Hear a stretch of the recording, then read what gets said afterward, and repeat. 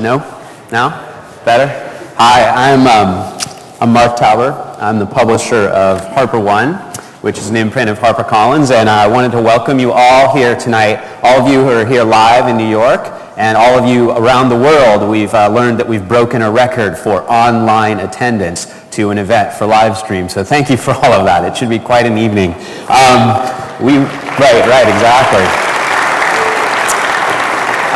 We want to especially say thanks to the faith community leaders that are here, university leaders, seminary leaders who are here and online joining us. And a couple things, sort of ground rules. First, we want to encourage you all here live tonight to ask questions. There will be a period, a good portion of the evening for you to ask questions. And then certainly all of you online to ask lots of questions. We'll be picking and choosing from among them that come in throughout the evening, so don't hold back. And then third, both Rob Bell's new book, Love Wins, and Lisa Miller's book, Heaven, are on sale here tonight. And you'll hear more about that at the end, but you will be able to get both copies tonight and get them signed, or not wait in the line and have them pre-signed if you don't want to, if the line's too long. But we'll talk about more of that in the end. And for everyone else around the world who isn't here tonight, the books are on sale everywhere. And we encourage you to run, not walk at HarperCollins and go buy them. So first tonight I wanted to just introduce our esteemed journalist and author, also HarperCollins author. That's Lisa Miller of Newsweek. She's been the award-winning religion writer at Newsweek since 2000, and she regularly reports and writes on spirituality and belief and the intersections of all those things with politics and sex and all the other issues of our day. Lisa helped to launch one of the most innovative and one of the largest online global conversations about religion called On Faith, which is run by the Washington Post. She wrote and published the book I just mentioned, which is just now out in paperback. I'm holding it up, brand new, hot off the press. Heaven, Our Enduring Fascination with the Afterlife. Entertainment Weekly says, a brainy, engaging book. What Miller ultimately concludes may surprise you. It does. It surprised me. Before she was at at Newsweek, she was at the Wall Street Journal, she was at the New Yorker, the Harvard Business Review, and Self Magazine. Lisa lives here in New York and with her husband, and they have one daughter. And then for our guest of honor this evening, the brand new book, again, hot off the press, Rob Bell, who many of you know, and I suspect is the reason that many of you are here. There was a little video that was leaked about 2 weeks ago you might have seen by now. Lots of others around the world have. So Rob is, I'm going to read a quote first. The New York Times says, Rob Bell is a central figure for his generation and for the way that evangelicals are likely to do church in the next 20 years. He's, as many of you know, the founding pastor of Mars Hill Bible Church in Grand Rapids, Michigan. He's the author of 5 books. Love Wins is his 5th book. Most notably before this is a book maybe many of you have read called Velvet Elvis. He's also appeared in a series of best-selling short films called Numas. Rob and his wife live in Grand Rapids, and they have 3 children. So, without much more delay, I want to introduce them both to you. Come on out, guys. Thanks for being here, everyone.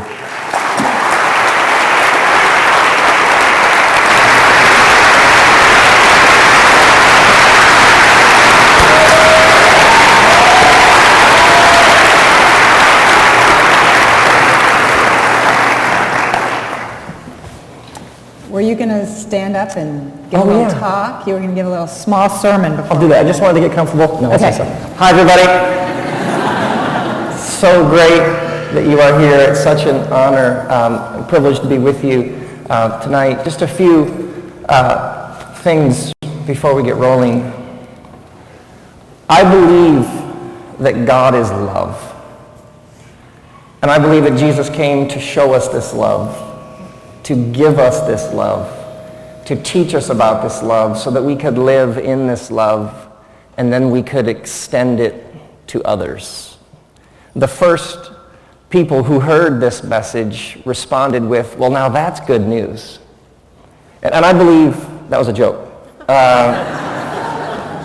I believe our world desperately needs good news. When you hear the word Christian, what words come to mind?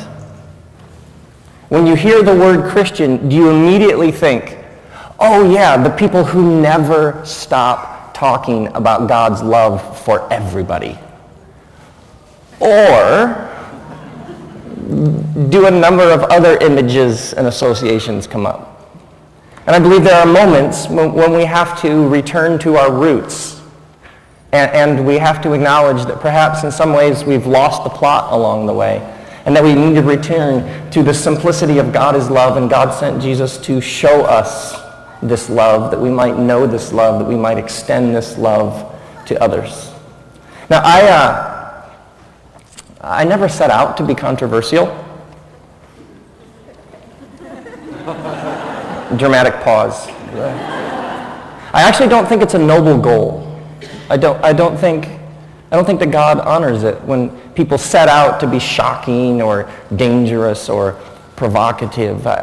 My interest is in what's true, and where is the life, and where is the heart, and what inspires. And if that happens to stir up a few things, which I'm told it does from time to time, that's something I accept. But what's interesting to me is the conversation.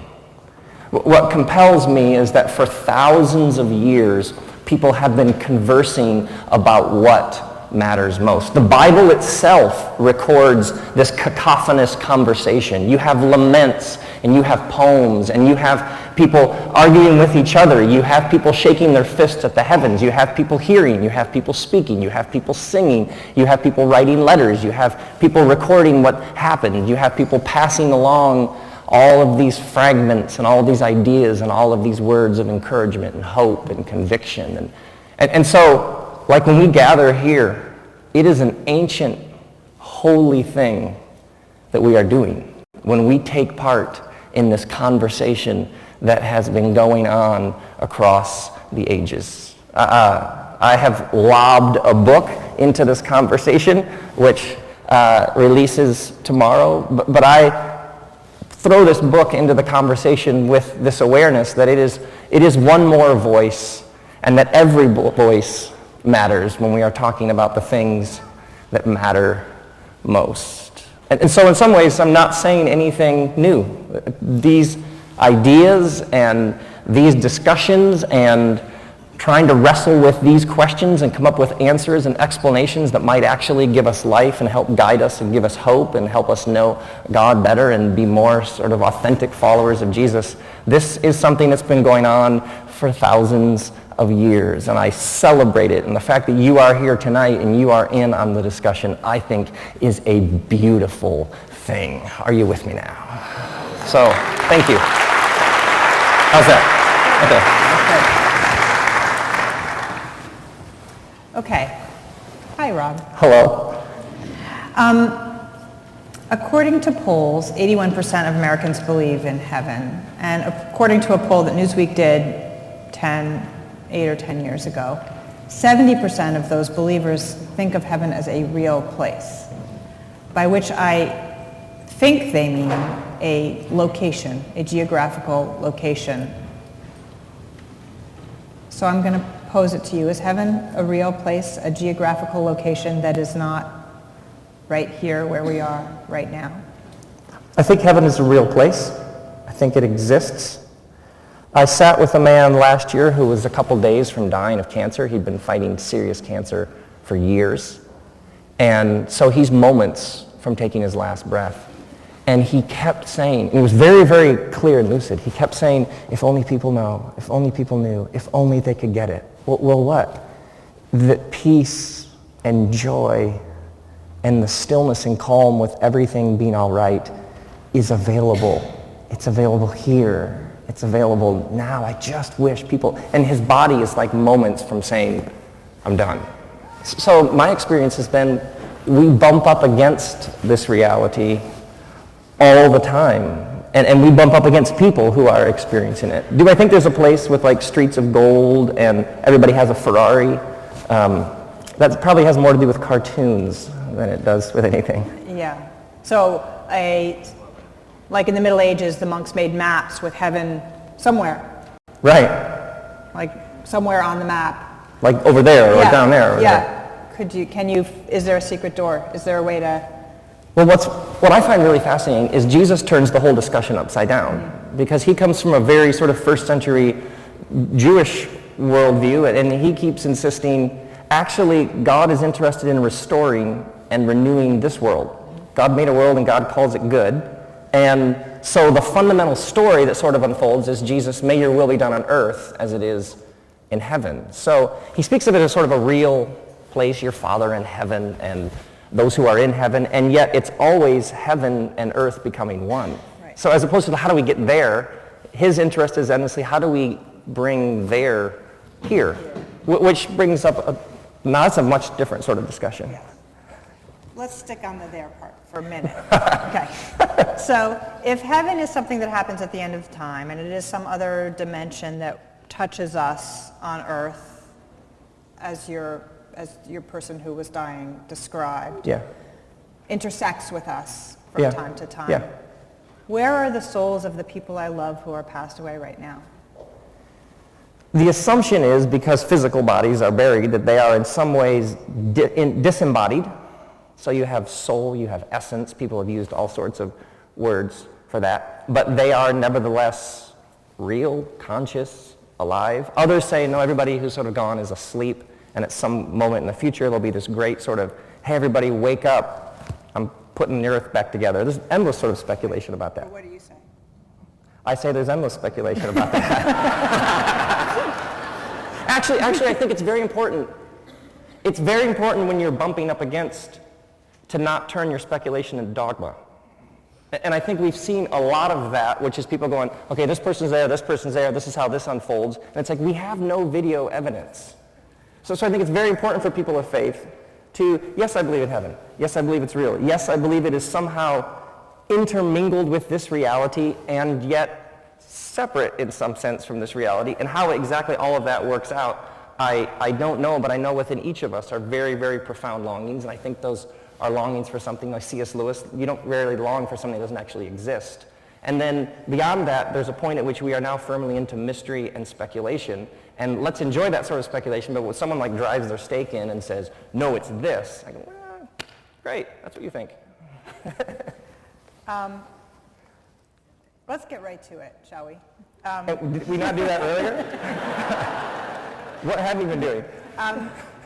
You have been accused in a lot of the coverage of your book of being a universalist. And a universalist in theological terms means everybody gets to go to heaven.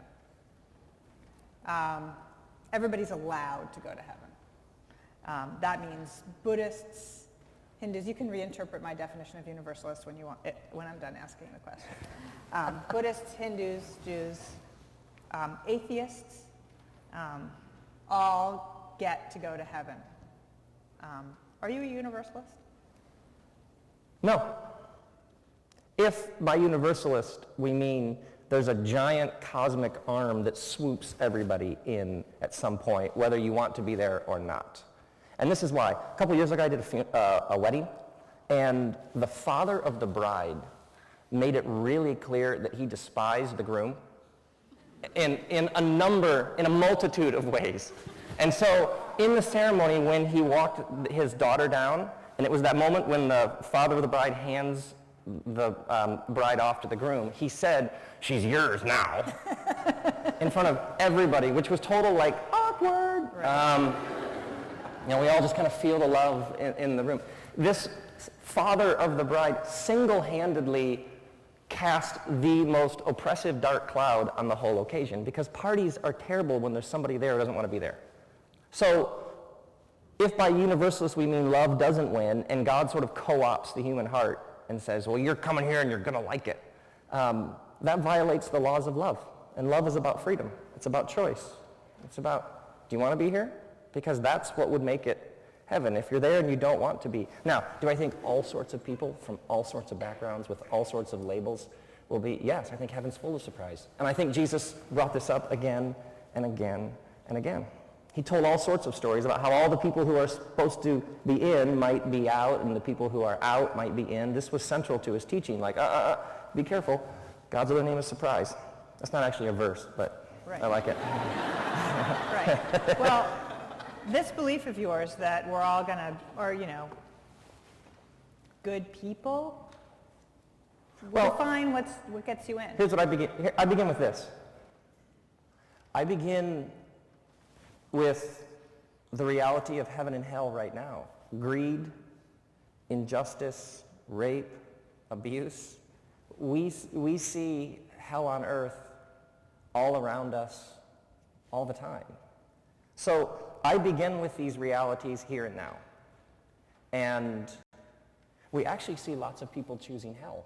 We see oppression, we see tyranny, we see dictators using their power to eliminate the opposition, like literally with bullets and guns and fire. So we see hells on earth right now. There are those that we sort of create our own, and then there are those we are somebody else's that sort of spills over onto us. So I'm an atheist, say, and I'm an atheist who gives to the poor and helps little old ladies across the street and spends all of my free time in charitable works. Am I going to heaven? The essence of grace is Jesus saying, left to your own, we are all in deep trouble. We've made a mess of this place. We're all sinners. No one has clean hands. So the essence of his gospel was, trust me, I'll take care of it. Just trust me. Now, how exactly that works out? Because he's unbelievably exclusive. He says these things like, I'm the way, the truth, and the life. No one comes to the Father but through me. He says things like, if you've seen me, you've seen God. So he's very exclusive. He's also fantastically inclusive. He says things like, I have other sheep. He says things like, there'll be a renewal of all things. He says, I'll be lifted up and draw all people to myself. So he's like inexclusive. That's a word that I just made up. And so I think what happens is, especially for followers of Jesus, is there are sort of his exclusive claims that are often at the expense of the other things that he says, which are, be careful, because I'm doing something for everybody. And how exactly that pans out, that's God's job. Right. So this sort of universalism that you're preaching, that's exclusive and inclusive.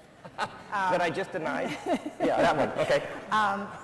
Has offended some people who call themselves more orthodox than you. But I'll tell you something. That'd be a great name for a movement, by the way. More orthodox I'm than you. more orthodox than you. Yeah.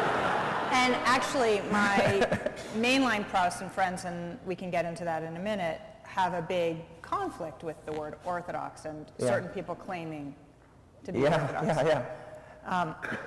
But there is something in here that offends me, and it's not the sort of universalist part.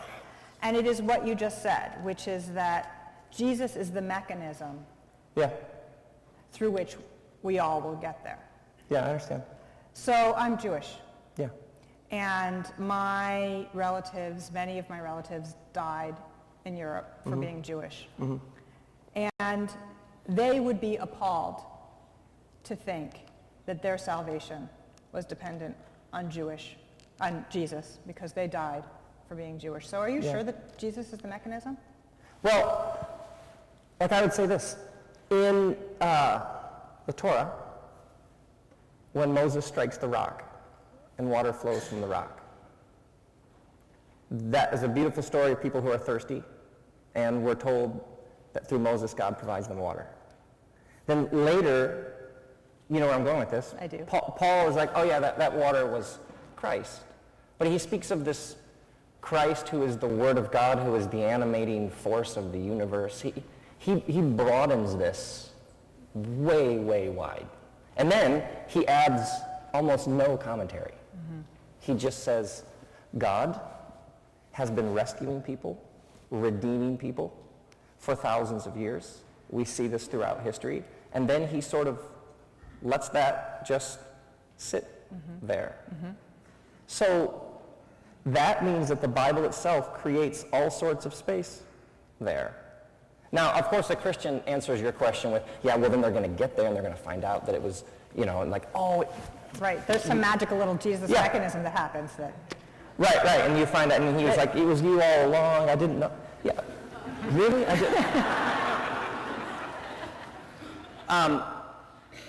That is a great question. And I think it is most important for a Christian at this moment to be incredibly gracious and generous. and say, he comes and he says, I'm showing you what God's like. I came to make the Torah speak. I came to show you compassion. I came to show you generosity. I came to show you how to love your enemies. I came to show you how to make a better world. Does anybody have a problem with that? No, I'm about, great.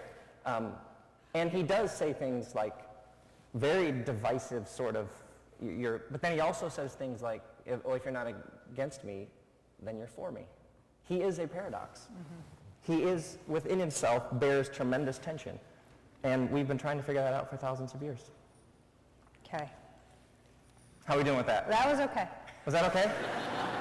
I'll keep trying. Do creeds matter in terms of getting to heaven? Like if you say certain things, Say certain things. Like if you get like these 11 things in a row, or if you get these 9 things in a row? Yeah, if you make a certain kind of declaration once a week or every day.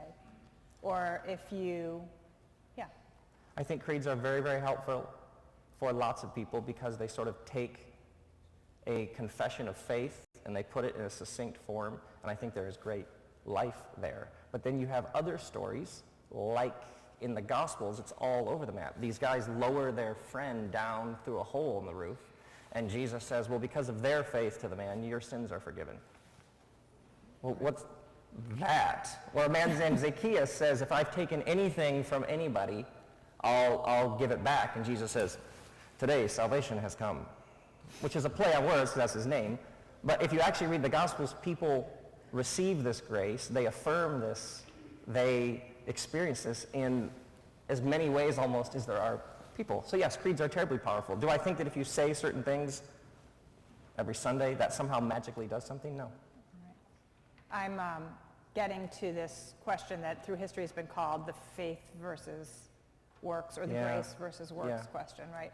Do you get to heaven because God, we can even leave aside Jesus, because God is mysterious and great and supernatural and can do, God is God? Or do you get to heaven because you've helped the old lady across the street, and because you've given to charity, and because you've taken care of the poor, and because you care about the sick? I think that at the core of faith is trust. And I would use childlike very intentionally. Childlike trust that God is good. And that ultimately we're okay. And I think that is a simple, beautiful, pure thing that can be complicated ferociously by all sorts of intellectual categories of assent and affirmation. And I think out of that experience, out of that awareness that life is a gift, that this next breath is a gift, that we are the recipients of this absolutely unbelievably pure thing called life. Like Heschel said, to remember. Like that's what we do. And out of that gratitude and out of that love, you naturally want to share this with the world. So you actually do help the lady off the street. Not because you think this gets you something, but because you are aware that you already have something that's worth the universe. And out of that, who doesn't respond with, yes, I will help that lady across the street? How's that? That was good. What are you thinking? You like that one? Yeah.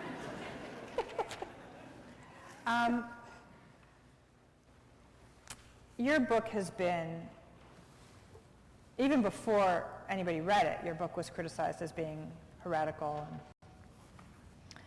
It seemed to me that a lot of the stuff that you write in your book is stuff that other people have written before. I mean that in the nicest way. Yeah, actually in the preface I say there's nothing new here. So tell me what's so controversial about it. I guess other people could answer that better. I think that grace and love always rattle people. Mm-hmm. As soon as you say that perhaps this particular little club of people who have decided they're the orthodox ones, as soon as you say, I think it might be a little wider than that, you're threatening whole systems. Mm-hmm. You're threatening whole ways of thinking. And that's threatening. I guess what I'm asking is, aren't you just a mainline Protestant posing as an evangelical? Like, aren't you just, I mean, now that we're talking about labels, aren't you just saying to be stuff totally honest with you, that the Episcopalians have been saying for 50 or 60 years? Great. Do I make some claims to originality? No. Do I think that I am evangelical and orthodox to the bone? Yes. Mm-hmm. And I actually think that orthodoxy is a terribly wide, diverse stream. And I think that's the real question here. Okay. Is the endless religious sort of compulsion to say, you're in, we're in, you're out, and to constantly sort of narrow it and all of that. And I think that vibrant, real, historic Christian faith is wide and leaves lots and lots of room for lots of varying perspectives. And when people say, how can you say that? Well, lots of people have said that. And they're firmly within the sort of Jesus tribe. It's very diverse and wide. And that's okay. That's actually part of its strength. It's actually part of its life and vibrancy. That's why it's so beautiful to me. And evangelical means like good news. It's an announcement of good news. It should be a buoyant, joyous, hopeful thing. People who want nothing to do with Christians could say, the things you're talking about and the way that you're living and moving in the world, that's good news. And I think we need to reclaim that. Is anybody with me now? Come on. I'll get an amen out of you. Yeah, at some point. You think? I don't know. St. Augustine, in the City of God, wrote this wonderful description near the end of the City of God about what happens to our body, what our bodies are like in heaven. And he was very tormented by this question because resurrection was so problematic for the early Christians because so few people believed it. And so he went into this whole thing about, we're going to be 30, we'll be more beautiful than we were in life, but we won't elicit any lust, but if we have scars, the scars will have gone away, and if we're fat, we'll become thin. If we're too thin, we'll become fatter. And he's just extremely great and detailed. And I guess I'm wondering, what do you think our bodies look like in heaven? Well, see, I am so deeply shaped with heaven on earth. I am so deeply shaped by Jesus, your will be done on earth as it is in heaven. So my sort of consciousness around heaven is so shaped by the idea of a restored, renewed earth/heaven. And I love the fact that in the resurrection accounts, Jesus' friend Mary sees him and thinks he's the gardener, which I think is a very Jewish sort of wink, wink, nudge, nudge, garden, Genesis, Get it? You know what I mean? I think there's like sort of bob and weave in that. So how old people are, and also interesting in the resurrection accounts, which have all of these sort of awkward differences in them, one of the things that comes through is people who apparently spent years with Jesus don't recognize him. Mary thinks he's a gardener, and there's this Road to Emmaus story where he sort of does this hey, by the way, was that guy, and they find out, their hearts burned within us. So the people who are closest to him don't recognize him until he speaks or he breaks this bread. So there's some sort of essence that sort of transcends your physicality. There's some sort of essence to each of us. And then how that manifests itself in terms of physicality, who knows how old? You get to pick. You got okay, welcome to heaven, pick. And you have to pick 17. No, wait. No, 18. 52. Well, it seems to me that resurrection is really central to this whole thing, because there are those who would say that if you don't believe in resurrection, and by resurrection they mean not some permanent essence existing in eternity, but your physical body. Yeah. That's what happens at the end of the world. Your physical body joins your soul in the renewed heaven and earth. That's the way it's taught. Yeah. So it seems to me, it is for me, resurrection is the hardest part of the whole thing for me. Yeah. Because I don't really get how that works, and it sounds to me like you don't really get how it works either. I think Christian. This is why the discussion is so sort of great and interesting and compelling. What I do think is really important about resurrection is resurrection says that this world matters. And I think that what's so unbelievably crucial about resurrection is this. It says that this world matters and that God has great value on this world and has great desire to alleviate the suffering in this world. And so the sort of resurrection as a floaty sort of, this is how we evacuate and go somewhere else, To me, resurrection is affirmation of the goodness of this world. It's about dirt and sweat and sex and vineyards, and it is an earthy affirmation of this world is good. It was created for you to enjoy it, and an effort and a rescue thing is going on through Jesus to reclaim all of this. And this has everything to do with how we actually live and move in the world. It is not about evacuation. It's about 1 in 6 people in the world don't have access to clean drinking water. It's like almost 1 billion people. And I think resurrection is a belief and a hope and should be this beautiful sort of, let's get them drinking water. That's part of the goodness of this creation, is it serving what we need to survive within it. And that's where I think it is unbelievably important. Now, exactly how tall, short, wide, thin, who's, you know what I mean, do you mow lawns or do they naturally trim them? So, fascinating, but maybe not the center of the discussion. Okay, maybe not, but I'm harping on it because it is so central to faith. And the theologian N.T. Wright said to me, in the Bible they talk about resurrection, and if they meant some wifty going of soul somewhere else, they would have said wifty going of soul somewhere else. Yes, wifty being a very technical word. Well, what they said was resurrection, body, coming back to life from the dead. That's the idea. Yeah. And there was this whole group of people who were like, it's almost like the gospel of Ricky Bobby. That just happened. You know what I mean? Like there was this dramatic sort of, and so look at sociologically, large groups of people don't generally have massive changes in belief like that. Right. That just doesn't. So something did happen. Something happened. I also think in our modern scientific sort of, in some ways, closed world, like the things that happen have to be able to be measured with the 5 senses we have access to, or they didn't really happen. What the resurrection does is confront this with wonder and mystery and miracle. Mm-hmm. It confronts us with, maybe the universe is way stranger and weirder than we thought. And I like that. I like leaving all of this space to say, absolutely over the top, unbelievably hard to explain, mysterious, miraculous things happen. Deal with it. The resurrection forces you to do that, and I like that. Is anybody else? Oh, good. I think I'm going to start taking questions from you all. So I think there are people with mics. Is that right? Or so why don't we start, and then I can ask more questions, and then you guys can ask questions, and we're also going to have some questions being fed to us from the internet. Hi. Let's say, hypothetically, I'm an atheist and I don't want anything to do with God. Would it be loving for God to put me in heaven if I didn't want to be with him? If you were an atheist, would it be loving for God? Well, I begin with God is love, and love demands freedom. And God gives us what we want.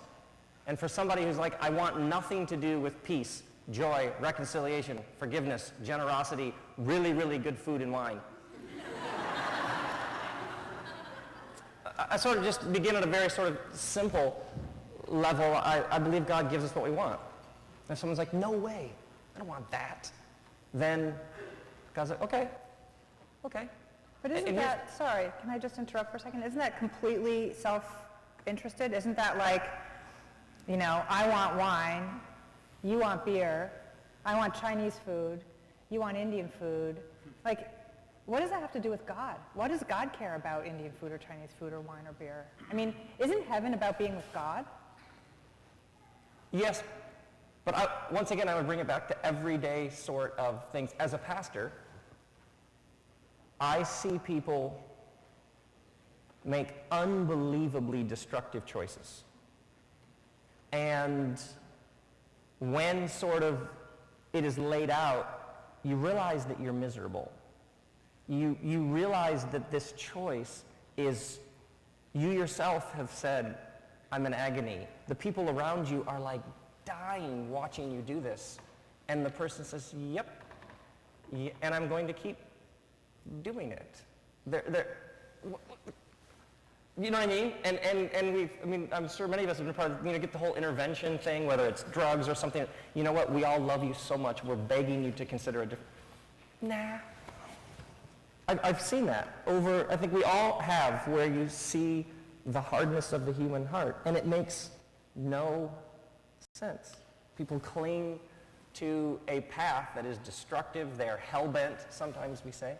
And it is a fundamental mystery of the human heart why we would see, and you could even say, that you choose this way, it will be joyful and it will be satisfied and it will be, yeah, I know, but I'm going to do this. And so we see that around us all the time. So I just begin with, I see this around us all the time, and I assume that sort of choice, ability, option continues on into the future. Now your whole question about Chinese food in heaven, I'll have to think about. Okay.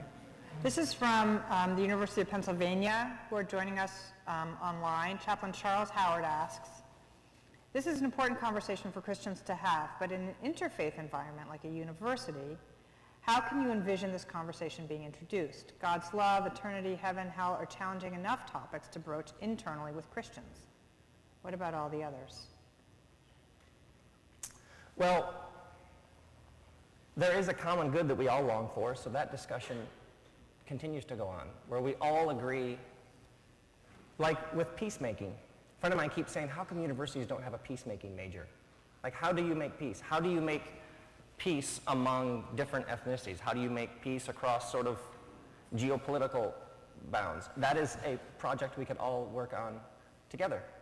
Ultimately, at the heart of the Christian faith is this Jesus who keeps talking about being a servant. So the ultimate impulse that Jesus keeps bringing up is not, okay, here's how you get everybody to think like you, do what you want them to do. It's how do you serve others? So what does the world need? And what do people of other religions need? How can you serve them? How can you bless them? So his call was endlessly, he even washes his disciples' feet. It's this very sort of humbling, your task in the world is to serve. And that brings about a very, very different discussion. Because we've seen lots of Christians who are like, we're right, and our job is to show you how we're right so you can be right with us. I think Jesus was far more interested, no, you humble yourself and you serve. And that opens up all sorts of interesting discussion. That's a really good question. Yeah.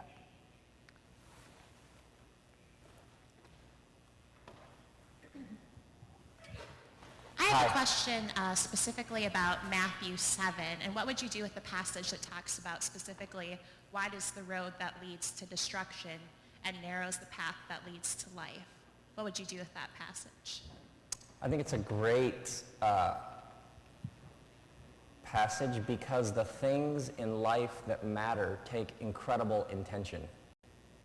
And I think it's a passage ultimately about intention and about the power of devoting yourself to something and to somebody. So let's take marriage. Marriage doesn't take much work at all. It's just like you get along with this person fantastically year after year. No, I mean, let's be honest. There's like 1,000 ways. Sometimes it feels like 1,000 ways every day for marriage to, broad as the path. You know what I mean? All of the different ways that it can really unravel to where somebody's on the couch. And so for it to work takes extraordinary intention. It is a narrow way. It is saying we are going to devote ourselves to this, and we are going to not give up, and we are going to work at this over, and we are going to persevere. So first off, at a basic level, athletes who train, there's lots and lots of distractions. Kierkegaard said that a saint is the person who wills the one thing. So narrow is the way. Jesus, I think, is speaking of all of the different ways we lose the plot on what it means to be human. So there was a very real political climate that he lived in, and a number of people said the thing we are to do as faithful people of God is we are to pick up swords and we are to fight the Romans. And he's like, okay, the sword thing, we've tried that. Let's reclaim what it means to be a light to the world. He takes them all the way back into their history, which was a narrow way. So I think it works. And the beautiful thing to me of Jesus' teachings is they work at all of these different levels. They're fundamental truths about how the world works. They were very clear warnings and teachings and guidance for people he was interacting with, very real people in a real place who had real struggles. And actually, when I recently preached that at our church, and I told the story, there's this freeway at our church, near where our church is, and when you get on the freeway, the traffic is like flying, and you have this really narrow way to merge, and if you don't merge and get over to the left really quickly, and you take your life in your hands every time, or you end up going to Muskegon, and you don't want to go to Muskegon. So I did this whole thing on broad is the way to Muskegon, and tried to recreate, which I'm realizing now is an inside joke, and sorry. Here's a question from Ben from Ohio. Hi, Ben from Ohio. Is there a hell? And if not, does that take anything away from the cross? I actually think there is hell because we see hell every day.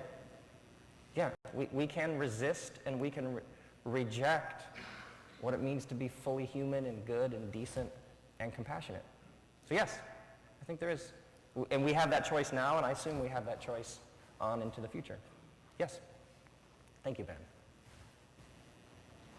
Right there. It's working? Oh, hi. I'm really, touched by kind of the understanding that God is love, and I think I can really kind of understand and grasp God, and I feel like I can reach out to him and interact with him in that way. One of the things that, a question for me that kind of is hard to get over is that this God is love, kind of like the interaction of acting out and doing these love acts and finding God in that way.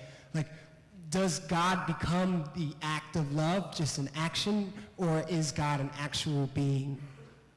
Does the understanding of God as love kind of remove him from being a real being? That is a great question. Now, at the heart of the Jewish understanding of the world, out of which the Christian understanding emerged, is that God is both a divine being, sort of separate from creation, but also moving and present within history. So like the Exodus, King David. The scriptures endlessly speak of actual history, real people in real places in real times encountering the divine. So sometimes what happens with God is God becomes a sort of esoteric man for some reason with a long beard and a white robe and a cane, sort of detached from human history, and then to talk about divine things is basically sort of to leave everyday world, you know what I mean, and think about some realm. But the scriptural consciousness is God at work in history. And actually the Christian story is God at work and history and coming among us. There's a great book by Abraham Joshua Heschel, one of the great theologians, God in Search of Man. And I would add, and woman. But this beautiful idea of the God who pursues people in history. And so that speaks to each of the experiences you've had when you had the sense that you weren't alone. The experiences you've had, the moments when you had a total coincidence, but later you were like, I don't know, that felt like more than a coincidence. That you heard a song, and the song struck a chord within you like the world's okay.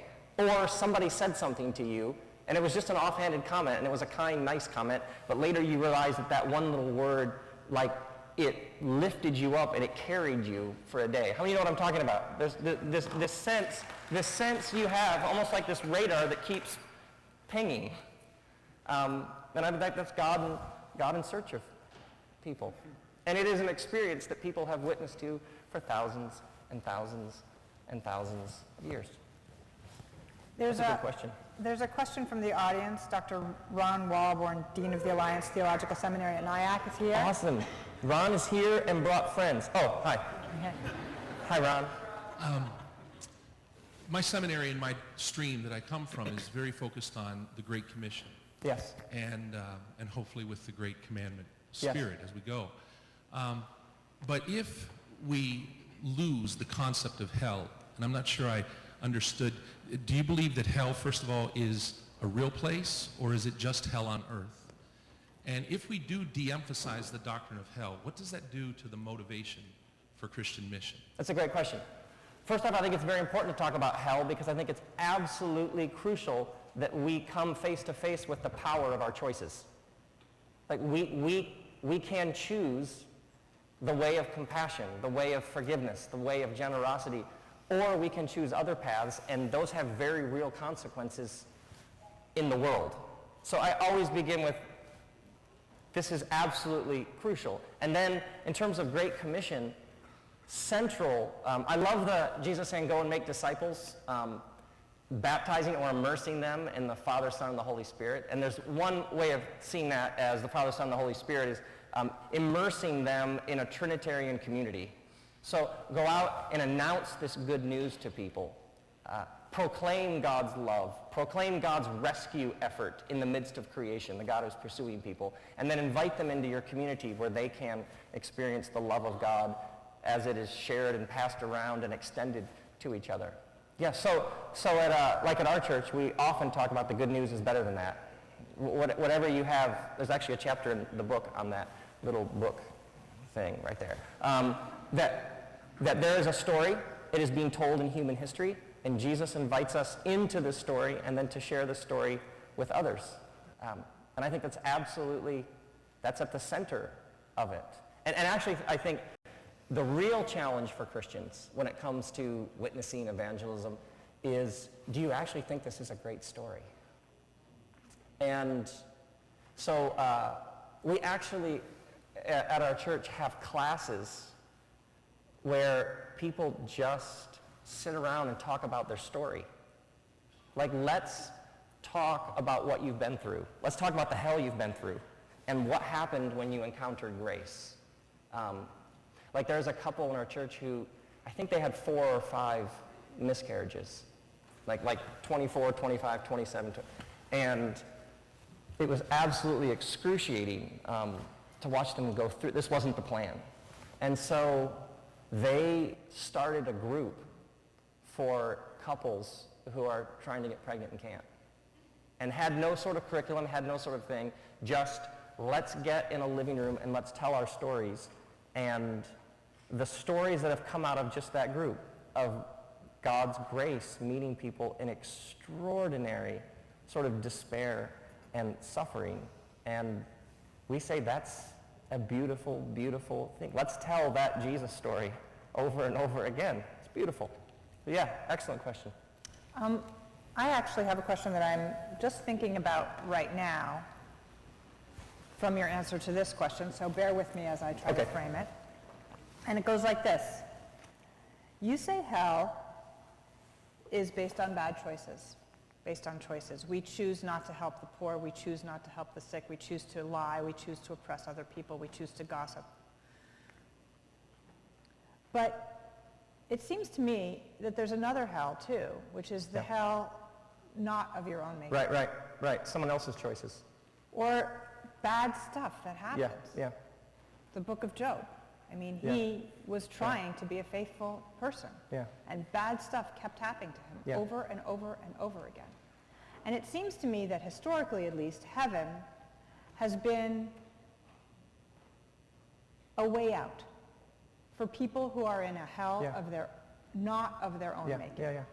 It's a radical reversal of justice. I am in this terrible situation now, but in the next world, I will not have cancer. I will not be poor. I will not be a slave. I will not be oppressed in this way. Can you talk to me about hell or heaven without this idea of choice, just the bad stuff that happens to people? The first thing that comes to mind is how much great art has come from that longing. Like, think of the songs that were sung by slaves, like Swing Low. Or we sang a song a couple weeks ago, Over My Head I Hear Laughter, There Must Be a God Somewhere. So this longing for a better world or for some other place where there are no tsunamis is a human ache that has been with us since the beginning. And a lot of our thinking of heaven comes out of, God, please tell me this isn't the last word. Please, please tell me that this doesn't endlessly go on this way. Please tell me there's some rebirth, there's some rescue, there's something that breaks this thing that we're in. Yeah, and you see this across traditions. And we see it like with the tsunami, we see it again when it's a natural disaster that can't be blamed really on anybody. And you have a tradition, the book of Romans, the Apostle Paul speaks of this sense of nature is out of whack, my phrase. But we live in the midst of a creation that's groaning. I think that's a beautiful sort of poetic way to explain it. Something is profoundly wrong, and we are desperate for justice, for restoration, for somebody somewhere to do something about this. Yeah. Audience? That is a loud cell phone. Did you hear that? Oh my word. Yes. Hands up all over the place. Yes. Do I pick? Do you pick? You were picking. Go How about ahead. you pick? Oh, you pick the next one. All right. No, you. So it seems to me that universalists and annihilationists are trying to reconcile God's love with God's wrath. But can God be both loving and just? Yes. And actually, that's something I explore. Something I explore in the book is there has been this human longing and desire for God to fix the world, essentially. To like say, no more greed. We can't have that here. No more exploitation of the weak and vulnerable. We can't have that here. So there has been this, like the prophet Amos, let justice roll like a river.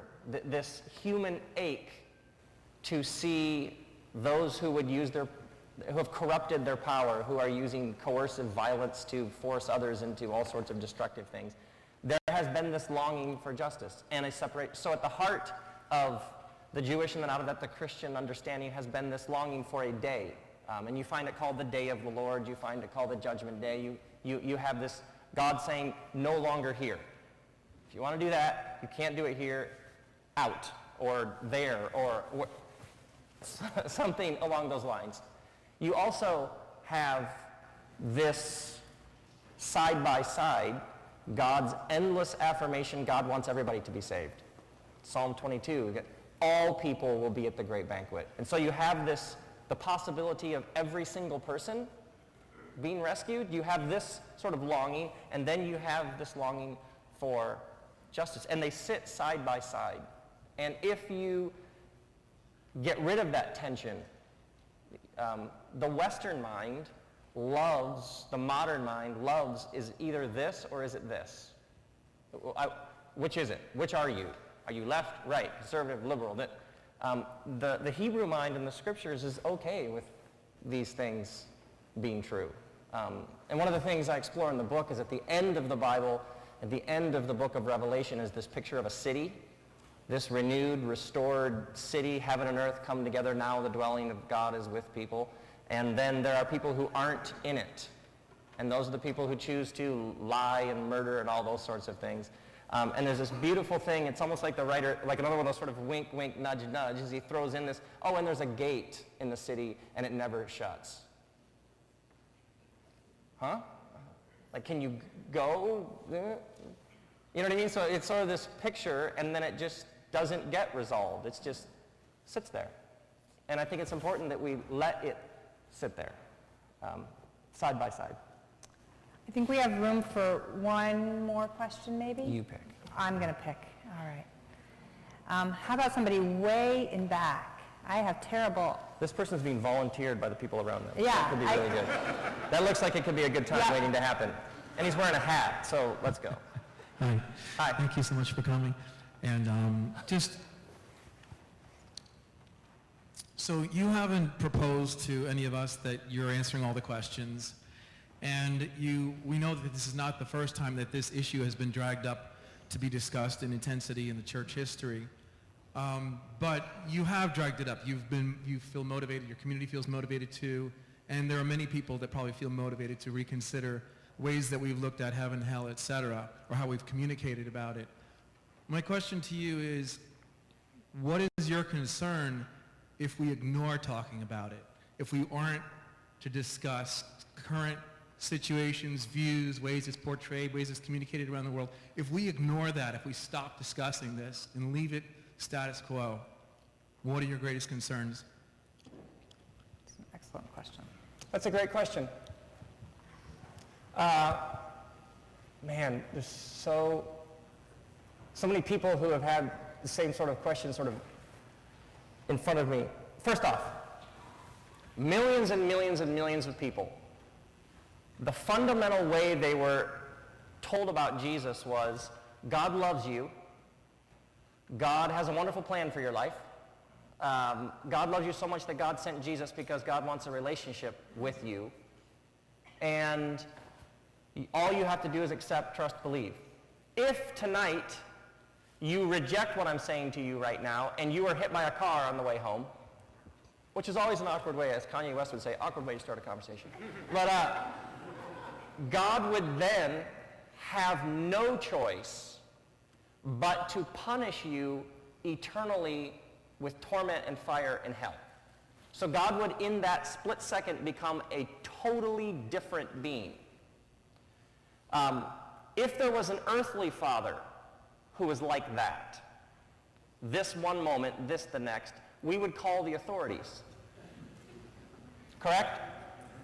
And my experience as a pastor, answering real questions of real people, is lots of people have really, really toxic, dangerous, psychologically devastating images of God in their head. Images of a God who's not good.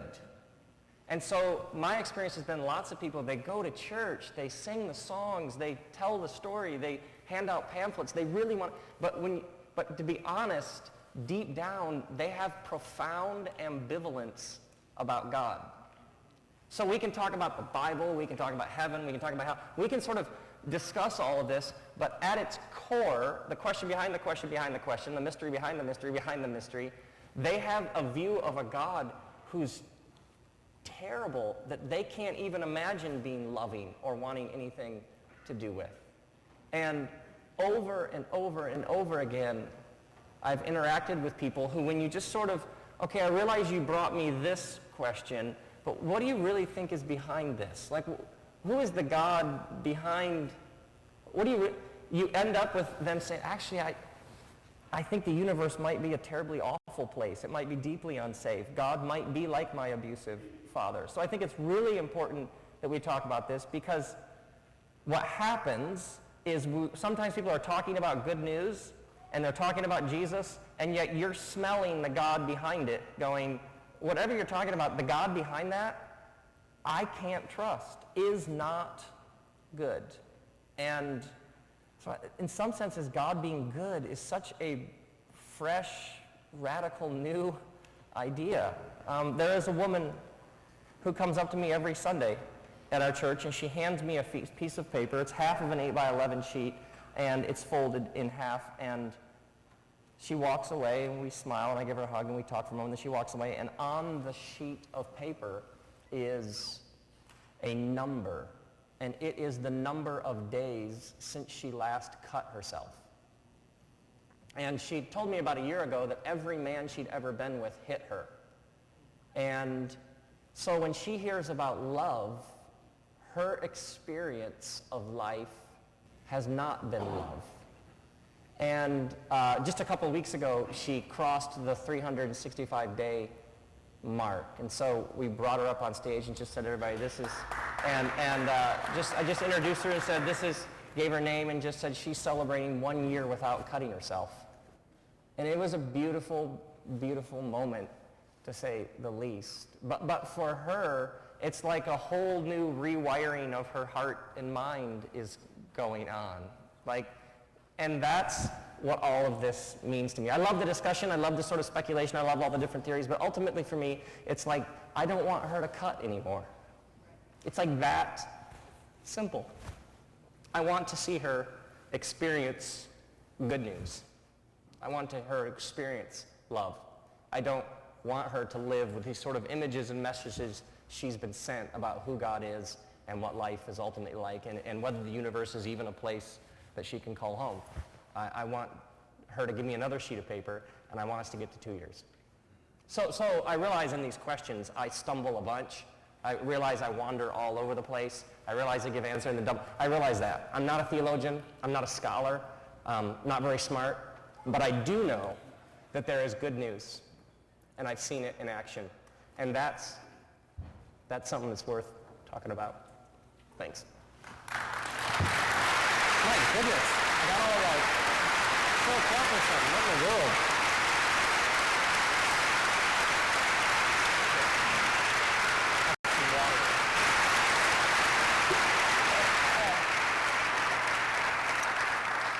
I guess we're going to sign books, right? Is that what the hand signals are about? Yep. Thanks everyone for participating. We've had like many thousands of people online. Thank you for, and growing, for being online. What's extremely important for all of you online and even here tonight is that this last hour is going to rerun in an endless loop forever and ever and ever and ever and ever. Just starting right now when we end. And you can buy the book right now online.